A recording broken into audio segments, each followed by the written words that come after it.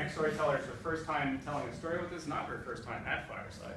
And we are happy to have her up on stage. Please welcome Andrea Carla Michaels.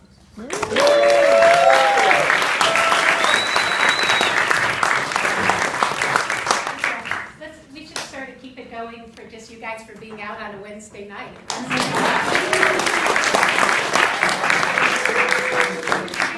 Being home, watching Family Feud and Survivor, which is sort of the story I wanted to tell tonight. Actually, it's my grandpa that's the real storyteller in our family. When I was a little girl, he used to start every story the same way. He would take me on his knee and he would say, "When I was a little girl."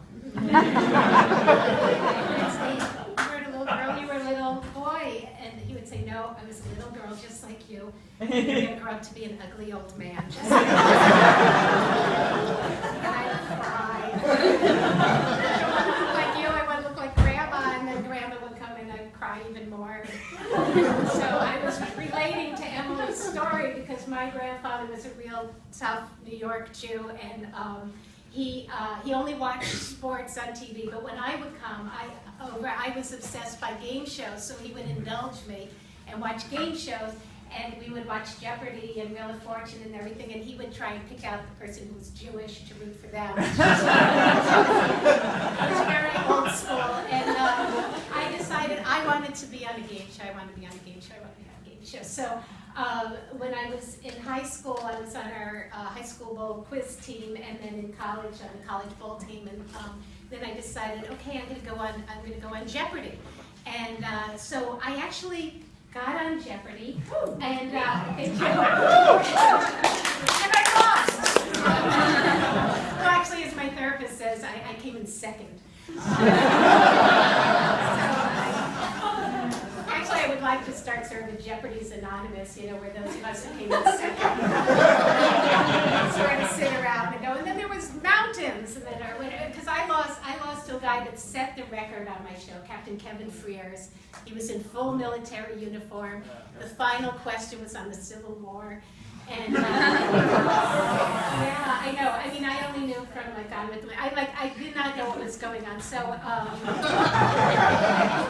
I would love to be on again, but you can't go on again if Alex is still the host. So I've been on this sort of Alex death watch.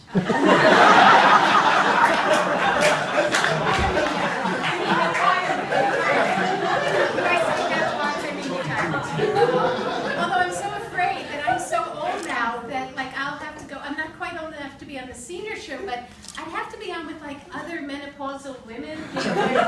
You could buzz in and go, "I know that." No, give me a minute, but I know that.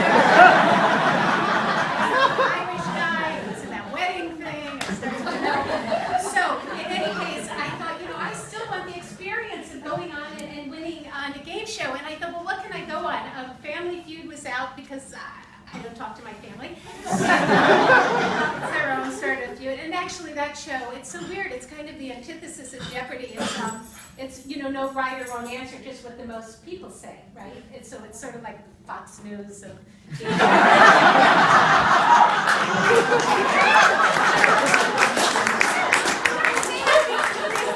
crazy questions where there's not an actual. I was watching. They had name a wrinkled food. The father said prunes, the mother said raisins, and then the oldest son said scrambled eggs. And then there was a silence, and then what happens? Good answer.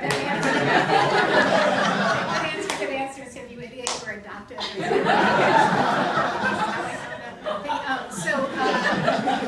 they have on there, they had, and I swear to God, this is true, they had name a famous Rudolph. Now, who would you say? Tino. Very classy over here. Reindeer, not so classy. Yeah, right? Well, this guy said Hitler.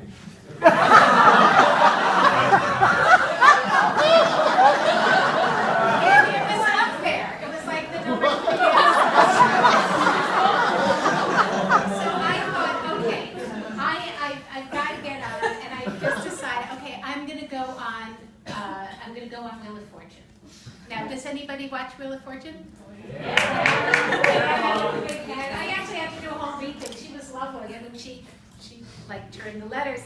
I was on so long ago that they didn't light up. You know, that she had to actually walk across and turn. And so here was the thing. I thought if I'm going to do this, I want to do it right. I'm going to study, and I'm going to get this down. So you know, and that's what I brought to like teach tonight in case you get on the game show. You know how if you get to the end, they give you R, S, T, L, N, and E, right? Because every night, it used to be, they would say, give me 5 consonants and a vowel, and every night people would say R, S, T, L, N, and E. So finally they just said, you know what, we'll give you those, right? And then, but now give us 3 more consonants and a vowel. And I thought, oh my God, that's fantastic. That's like 10 letters of the alphabet that you're given. And there's only, what, 26?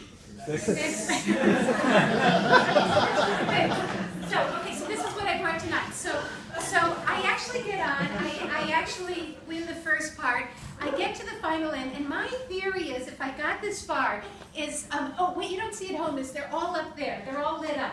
All the letters are there. So so they've given you R, S, T, L, N, and E, right? So my big plan is I'm going to go with B, C, D, and A.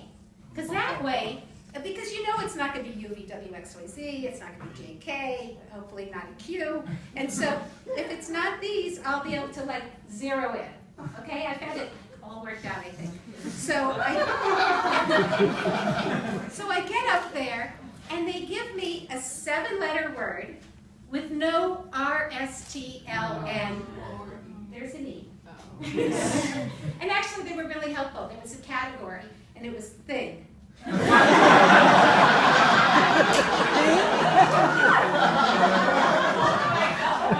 you know, Pat's going, okay, solve it, Andrea. So I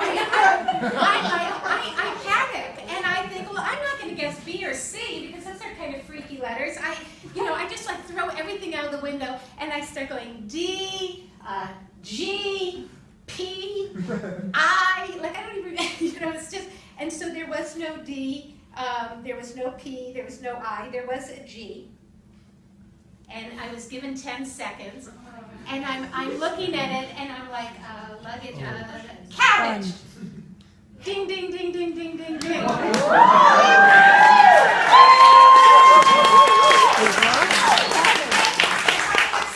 my original plan, I would have had C, A, E, and I stood up there going, kabam, bam. So the thing was, okay, so I win this giant motorhome. And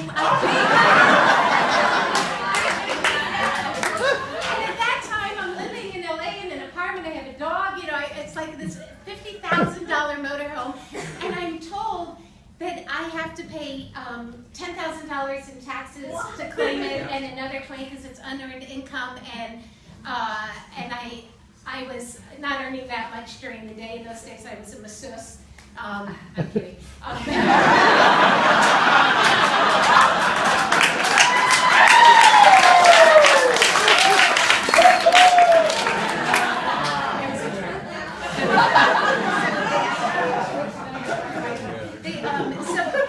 So anyway, I try and negotiate with the guy who's donated the motorhome. He's back in Iowa, and he's saying, because I want to sell it back to him, because he's already gotten his promotion and donated and everything else.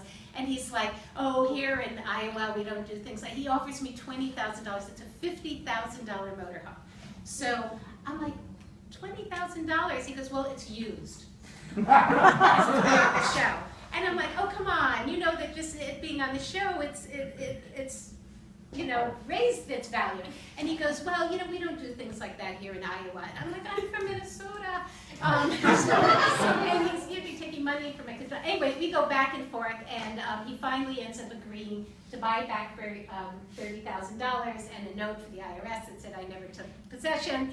And so, and actually, I wish I had it now, because I would, go and live in New Mexico or something on it. And which is one of the other Family Feud things. They had name a state with 2 words.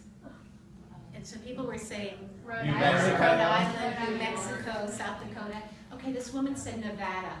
And she goes, oh wait, that's 3 words. So